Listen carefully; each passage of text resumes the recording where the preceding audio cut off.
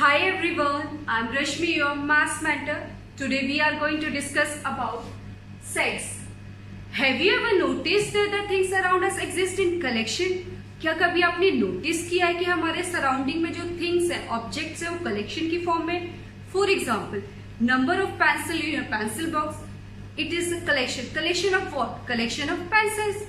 Next, collection of shoes in your shoe rack, it is also a collection of toys.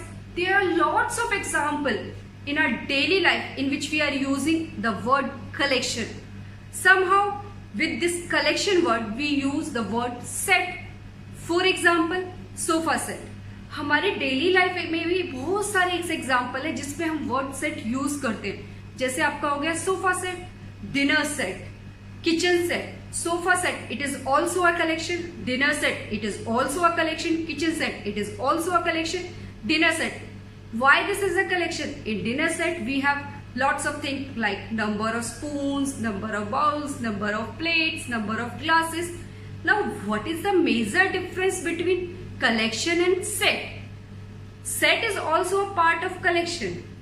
Collection आपके number of objects जो भी होंगे वो आपका collection form करेंगे, बट वो कलेक्शन कब आपका सेट बनेगा वो हमें देखना है. Now let's try the basic definition of set, how we can define set mathematically. हम मैथमेटिकली सेट को कैसे डिफाइन करते हैं, चलो बच्चों देखते हैं. Set, it's a well defined, it's a well defined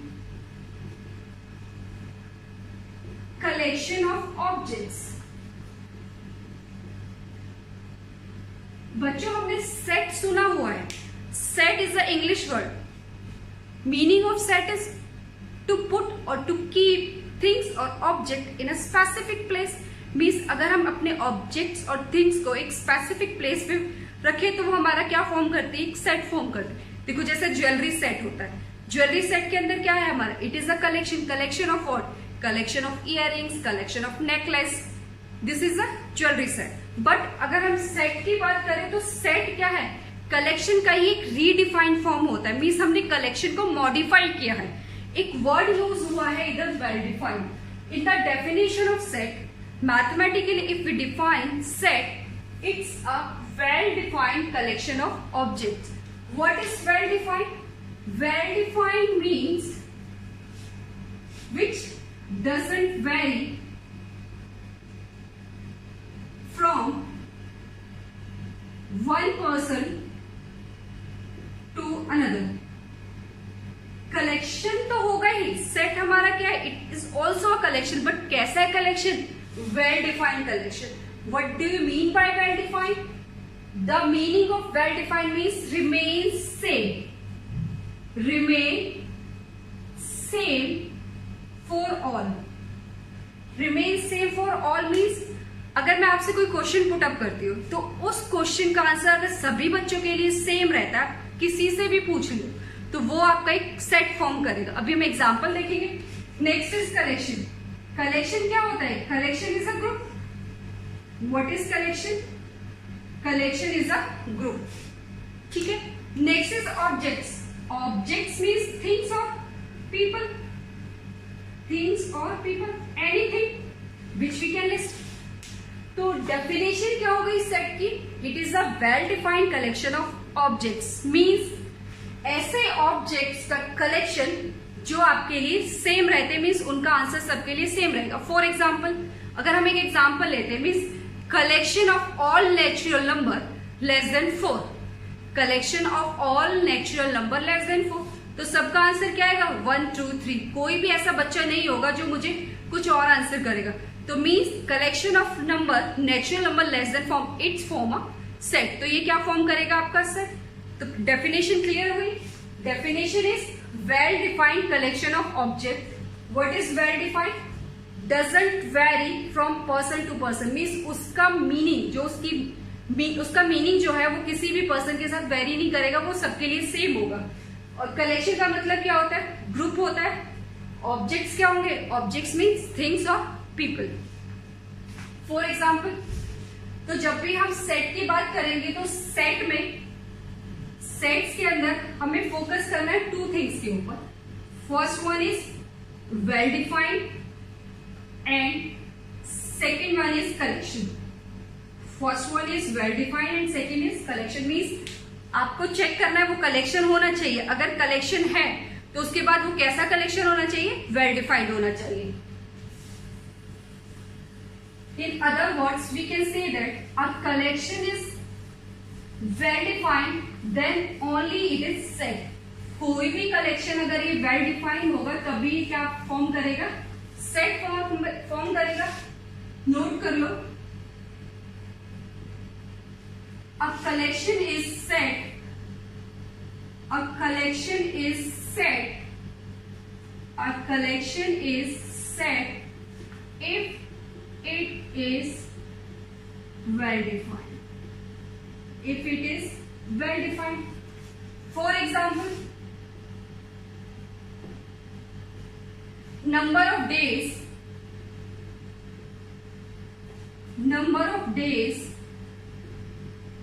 in a week. Number of days in a week. तो हमें चेक करना है ये सेट है या नहीं, whether it is a set or not. तो सबसे पहले हम क्या चेक करेंगे? It's a collection. ये कलेक्शन है. Second thing we have to check is it well defined और नॉट. तो collection means number of objects और नंबर ऑफ थिंग. तो हम क्वेश्चन जब भी पुट अप करेंगे number of days in a week, तो क्या क्या पॉसिबल डेज हो सकते हैं? There are 7 days. Sunday, Monday, Tuesday, Wednesday, Thursday,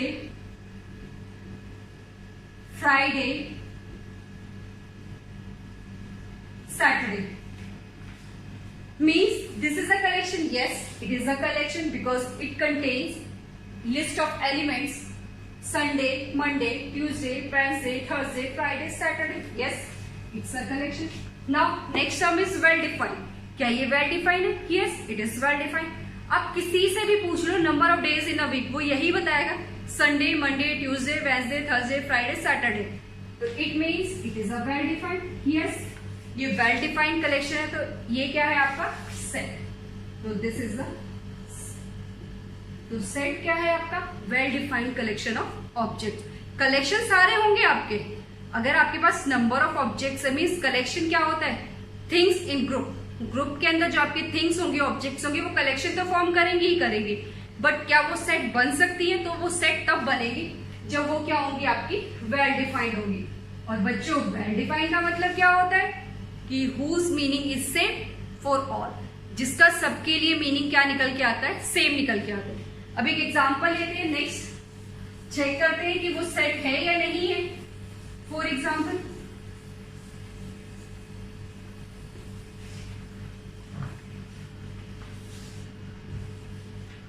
number of tall boys in your class. हमें क्या बताना है कि number of tall boys means आपकी क्लास में जितने भी लंबे लड़के हैं क्या वो आपका सेट फॉर्म करेंगे या नहीं करेंगे. अब देखो, let suppose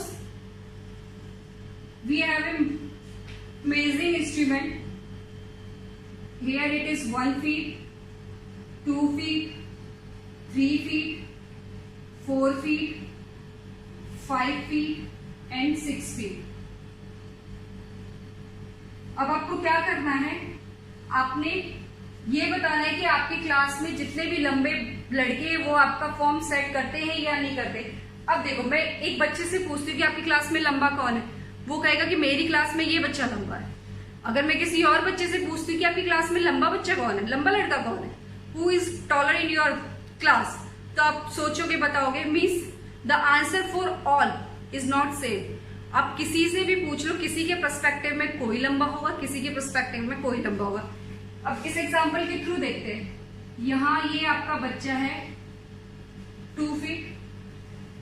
this is also, and there is another one who is 2 feet, 3 feet and 4 feet, and this one is 5 feet. अब ये देखो, इस एग्जाम्पल के थ्रू हमें क्या क्लियर होता है? अब मैं आपसे पूछती हूँ, who is taller in your book, who is the boy which is taller in your class? तो हो सकता है ये है आपका A B C D E F। कोई बोलेगा कि ma'am F and E are taller. हो सकता है किसी ने बोला ma'am D E F are taller. Means the answer is changed, means the answer is changed. तो number of tall boys in your class it doesn't form set. बच्चों ये set क्यों नहीं फॉर्म करेगा? क्योंकि आंसर सबके लिए सेम नहीं है। आप किसी से पूछोगे तो कोई देखेगा, कहेगा कि E और F, मेरी क्लास में जो स्टूडेंट्स E और F है वो टॉल है। हो सकता है नेक्स्ट स्टूडेंट बोल रहा है कि मेरी क्लास में D E F टॉल है। अब वो किस पर्सपेक्टिव में उसको लेके चल रहे हैं वो हमें नहीं पता। तो यहाँ पे अगर हम बात करें number of tall boys in your class, it doesn't form set. ये आपका सेट फॉर्म नहीं करेगा। But second thing, number of tall boys in your class above 2 feet, above 2 feet। अगर मैं इसमें एक एडिशनल इंफॉर्मेशन ऐड करती हूँ above 2 feet, तो आप किसी से भी पूछो वो क्या बताएगा? 2 feet से above कौन कौन है? D E F। Answer is D E F, means these 3 students are taller in our class। Is it clear? तो इस केस में ये आपका क्या फॉर्म करेगा? सेट फॉर्म करेगा। तो सेट का एक सिंपल सा लॉजिक है, आपने ये चेक करना है कि वो कलेक्शन आपका क्या होना चाहिए? Well defined. Means through out आप जब भी क्वेश्चन पुटअप करोगे थ्रू आउट उसका आंसर क्या रहना चाहिए? सेम रहना चाहिए। आप किसी एक पर्सन से पूछ रहे हो वो भी सेम रिप्लाई करे, आप सेकंड पर्सन से पूछोगे वो भी रिप्लाई सेम करेगा, थर्ड पर्सन से पूछोगे तो भी रिप्लाई आपका क्या आएगा? सेम आएगा। तो ये क्लियर हुआ कि कब आपका सेट फॉर्म होता है और कब आपका सेट फॉर्म नहीं होता। तो इस केस में number of boys in your class not a set, ये आपका सेट नहीं है। Second, number of boys in your class above 2 feet। तो आंसर क्या आएगा आप लोगों का? 2 feet से above कौन है? D E F, D E F। तो ये मेरा क्या होगा? It is a set. Clear? तो ये है आपके example which represent which one is set और which one is not a. Let's take some another example which clears the concept of sets. The first example is collection of all even integers। collection of all even integer, it's a set or not? It's a collection, yes it's a collection, but it is well defined or not? Yes it is well defined। Why? Because we know all the even integers means -2, -4, 2, 4, 6, 8, these are all even integers। तो ये आपका collection well defined है, yes। तो ये आपका form क्या करेगा? Set form करेगा। Next, collection of all easy question your mathematic book, means ऐसे क्वेश्चंस का कलेक्शन आपकी मैथ्स बुक के जो आपके लिए इजी हो। अब बेटा देखो, the word easy is not same for all. हो सकता है किसी एक बच्चे के लिए वो क्वेश्चन इजी हो और सेम क्वेश्चन किसी अनदर स्टूडेंट्स के लिए क्या हो? डिफिकल्ट हो। Means the statement means this statement doesn't give a specific answer. ये आपका एक स्पेसिफिक आंसर नहीं देगी तो ये आपका सेट नहीं होगा। तो मैंने आपको पहले भी बताया सेट को चेक करने के लिए आपका कलेक्शन होना चाहिए। कलेक्शन होगा, नंबर जहां आ गए, number of questions means it's a collection. अब आपने चेक करना है ये वेल डिफाइंड है या नहीं है, तो ये आपका वेल डिफाइंड नहीं है। तो आंसर क्या होगा? No. The answer is no. Second, toughest subject you found in your class 10। अगर मैं किसी बच्चे से पूछती हूँ, मैं अंकित से पूछा मैंने, बेटा आपका 10th क्लास में सबसे टफेस्ट सब्जेक्ट कौन सा? हो सकता है उसका टफेस्ट सब्जेक्ट मैथ्स हो। अगर मैं किसी अनदर बच्चे से पूछती हूँ, मैंने अमित से पूछा, बेटा अमित आपका 10th क्लास का सबसे टफेस्ट सब्जेक्ट कौन सा है? उसने बोला मैम मेरा टफेस्ट सब्जेक्ट है SST। मीन्स आंसर चेंज हो गया। तो यहाँ जो ये वर्ड आया है आपका टफेस्ट, इससे मुझे एक पर्टिकुलर आंसर नहीं मिलेगा, तो ये आपका सेट फॉर्म नहीं होगा। तो this is not a set. Next, name the subjects you study in class 10। तो 10th क्लास में आपने जो भी सब्जेक्ट्स पढ़े हैं, मेजरली हमारे पास 6 सब्जेक्ट्स होते हैं, तो सबका आंसर सेम आएगा। बच्चे बोलेंगे मैथ्स पढ़ा है, साइंस पढ़ा है, एसएस पढ़ा है, इंग्लिश पढ़ा है, हिंदी पढ़ा है, जनरल स्टडीज पढ़ा है, तो ये आपका एक पर्टिकुलर फिक्स आंसर होगा हर बच्चे के लिए। अगर किसी के पास इलेक्टिव सब्जेक्ट्स है, उसकी अगर हम बात ना करते हुए मेन जो सब्जेक्ट्स हैं वो सबके क्या रहेंगे, सेम रहेगा। तो ये आपका क्या फॉर्म करेगा, name the subject you study in class 10। Yes, ये क्या होगा आपका सेट फॉर्म करेगा। Why this form set, because we have a specific answer. हमारे पास एक पर्टिकुलर आंसर मिलेगा हर बच्चे का जिसने भी 10th पास किया होगा। Next is all toll boys in your class, ये हम ऑलरेडी कर चुके हैं। अगर आपसे पूछा जाए tall boys in your class, तो ये आपका सेट नहीं होगा। क्यों नहीं होगा, क्योंकि इसके साथ कोई पर्टिकुलर डिस्क्रिप्शन नहीं है। अगर मैं इसके साथ ऐड कर देती हूँ अबव 2 फीट, 3 फीट, 4 फीट, तो ये आपका क्या फॉर्म हो जाएगा, सेट फॉर्म हो जाएगा। तो now this is not a set. Next is collection of all Indian citizens, क्या ये आपका सेट? सोचो बच्चों इसके बारे में, इज इट सेट और not? Yes, it is a set. Why this is a set?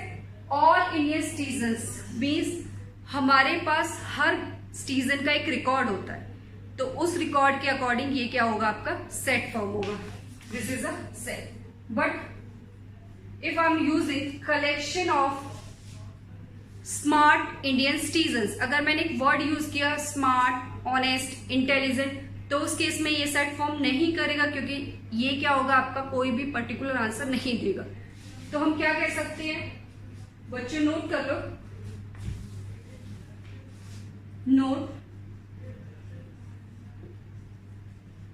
Collection of all qualitative attributes like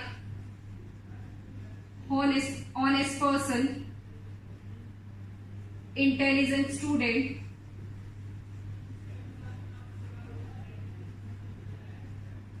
favorite teacher,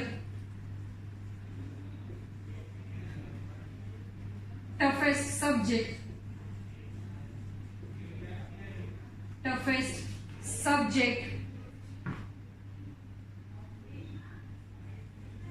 tall boy, do not form a set। बच्चों ये सेट क्यों नहीं फॉर्म करेंगे, क्योंकि देखो यहां से हमें कोई पर्टिकुलर रिजल्ट नहीं मिलेगा। ऑनेस्ट पर्सन, अब पर्सन जो ऑनेस्ट हो किस बेसिस पे, वो सबके अलग अलग पर्सपेक्टिव होते हैं। नेक्स्ट इंटेलिजेंट स्टूडेंट, स्टूडेंट किस बेसिस पे आप इंटेलिजेंट उसको जज कर रहे हो, ये भी आपका डिफरेंट हो सकता है। तो दीज आर सम कीवर्ड्स। अगर ये आपको कीवर्ड्स किसी भी क्वेश्चन में मिलते हैं तो वो कभी आपका सेट फॉर्म नहीं करेंगे। तो मेन ये है, जब भी आप सेट की डेफिनेशन पढ़ते हो तो दिमाग में ये रखो, it's a well defined collection of objects. Collection होगा, वेल डिफाइंड क्या होता है, means the answer is same for all. सबके लिए आंसर क्या होना चाहिए, सेम होना चाहिए। उसको सोचो, अगर आंसर डिफरेंट मिलते हैं तो वो कभी भी आपका सेट फॉर्म नहीं करेगा। This is all about basic of sets. अब क्वेश्चन आता है कि व्हाई वी यूज सेट, कि हम सेट क्यों यूज करते हैं। तो बेटा सेट जो है it is the base of your relation and function. अब चैप्टर 2 पढ़ते हो रिलेशन फंक्शन, उसका बेस क्या होता है, सेट होता है। सेट के बाद आप set directly, indirectly, there are lots of chapter in which we are using sets. Probability base का यूज होता है, कैलकुलस में इसका यूज होता है। तो this is a base for many more chapters, that's why we are studying set. Next topic is notation of set, कि हम सेट को कैसे डिनोट करेंगे। For example A is equal to A-I-A-E-I-O-U. Here this capital letter represents the set and these are the elements of this set, and these elements are separated by comma and placed within the curly braces. So there are following things which we should keep in our mind. First thing, a set is always represented by capital letters. There are 26 letters For example, we can represent this by A, B, C, D, and etc. You can represent a set by using a capital letter. It can be M, it can be any letter. Okay. Next, number of elements. Number of elements are represented by small letters or numbers. Set के elements और member, elements को हम क्या बोल सकते हैं? Members. Number of elements और members are represented by small letters और नंबर. तो हम क्या करेंगे? सेट को रिप्रेजेंट करेंगे कैपिटल लेटर से और इसके एलिमेंट्स को रिप्रेजेंट करेंगे स्मॉल लेटर्स और नंबर से. Elements are separated by comma and keep within curly braces. Sets के एलिमेंट को हम किससे सेपरेट करेंगे? These are the commas and कहाँ रखेंगे? कर्ली ब्रेसेस के अंदर. ठीक है. तो this is represents capital A किसको रिप्रेजेंट कर रहा है? सेट को. These are the members या फिर हम बोल सकते हैं एलिमेंट्स. तो बच्चों सेट को हमेशा आप कैसे रिप्रेजेंट करोगे? कैपिटल लेटर्स से. और उसके एलिमेंट्स को आप कैसे रिप्रेजेंट करोगे? स्मॉल लेटर्स और नंबर्स के थ्रू. तो हमेशा याद रखना सेट जब भी आप लिखोगे वो कर्ली ब्रेसेस के अंदर होना चाहिए. सेट के एलिमेंट्स हमेशा कहाँ होने चाहिए? This is enclosed bye curly braces. किससे इनक्लोज होना चाहिए? आपका कर्ली ब्रेसेस से इनक्लोज होना चाहिए. नेक्स्ट एक टर्म आती है सेट के अंदर, blocks. Blocks it is used for belongs to, is a member of. What it means? Belongs to, is a member of, is an element of. These are the different meanings of this symbol. This is epsilon.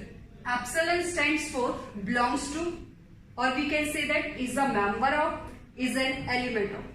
For example, we have a set A is equal to 1, 2, 3, 4. You can say that another set, let it's a T. तो set को आप कैसे represent करोगे? Capital letter. It's elements are represented by small letters और numbers. तो T is set in which we have 4 elements. The name of these elements are 1, 2, 3 and 4. Now what is question? Is 4 belongs to T? 4 कैसे read करेंगे? 4 belongs to T और 4 is a member of T और 4 is an element of T. क्या 4 T से belong करता है? Check करो. 1, 2, 3, 4. Yes, 4 belongs to T.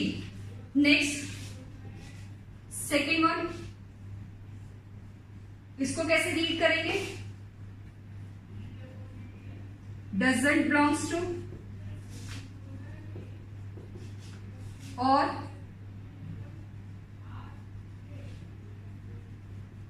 is not a member of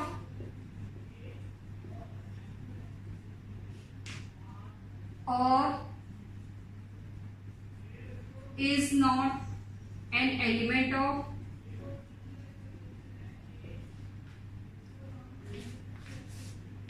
It is not belongs to means if 6, आप check करो this element 6 belongs to this set or not? No, this is not belongs to this set. तो 6 does not belongs to T. तो बच्चों belongs to, not belongs to ये symbol आपके use होते हैं check करने के लिए कि आपका वो एलिमेंट उस सेट के अंदर लाई करता है या नहीं करता. Let's take some another examples. For example, we have a set B. B is a set of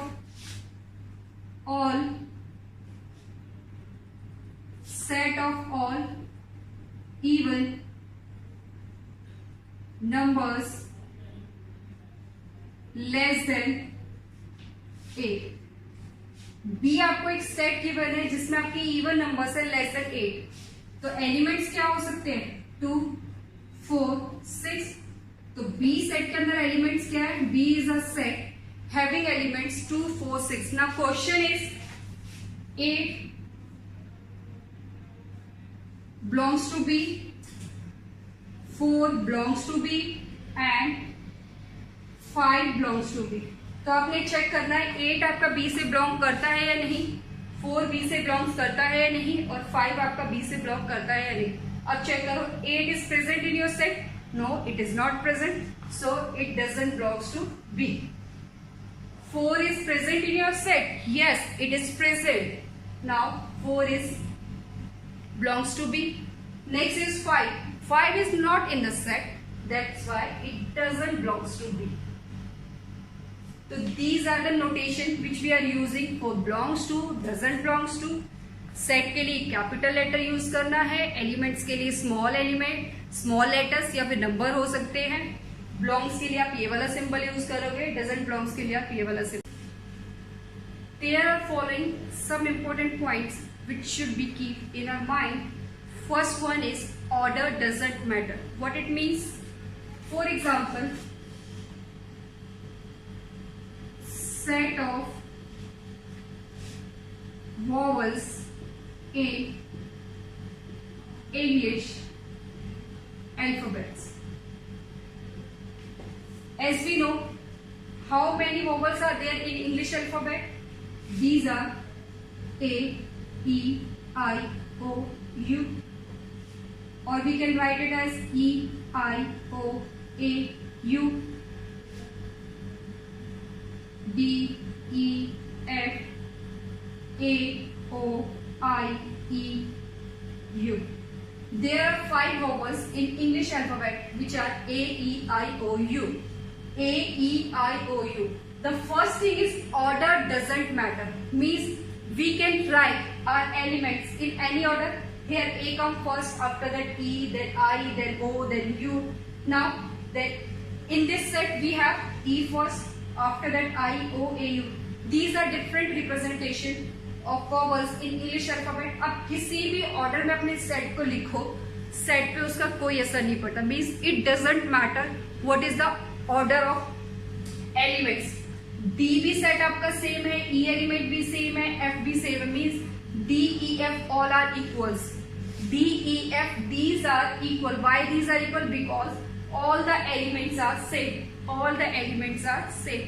तो बच्चों फर्स्ट पॉइंट क्या है आपका?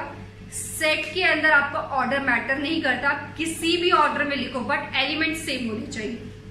जो अगर आपने यहाँ पे डी लिखा, लेट्स सपोज आपने एलिमेंट ऐड किया डी, आपने क्या लिखा? E इज equal to A, E, I, O, U, D.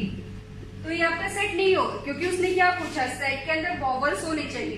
तो डी तो आपका कॉन्सोनेंट है, तो ये आपका नहीं होगा.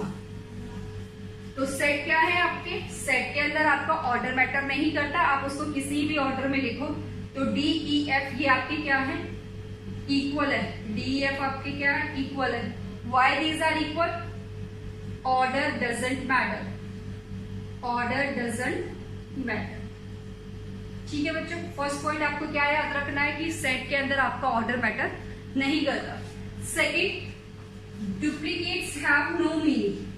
डुप्लीकेट्स हैव नो मीनिंग का मतलब क्या हो गया? सेम एग्जांपल लेके चलते हैं. ए के अंदर मैंने लिखा A, E, I, O, U. Collection of means set of English vowels in English alphabets. आपके पास क्या है? ए, ई, ए कितनी बार आया आपका 2 times, E 1 times, I 2 times, O 2 times, U 1 time. Means elements तो आपके क्या हैं, ए ई आई ओ यू ही है, बट आपने उसको क्या किया, रिपीट कर दिया, तो रिपीटेशन नहीं करनी। तो आप इस सेट को कैसे लिख सकते हो, A is equal to A E I O U. Why we write this? Repetition is not allowed.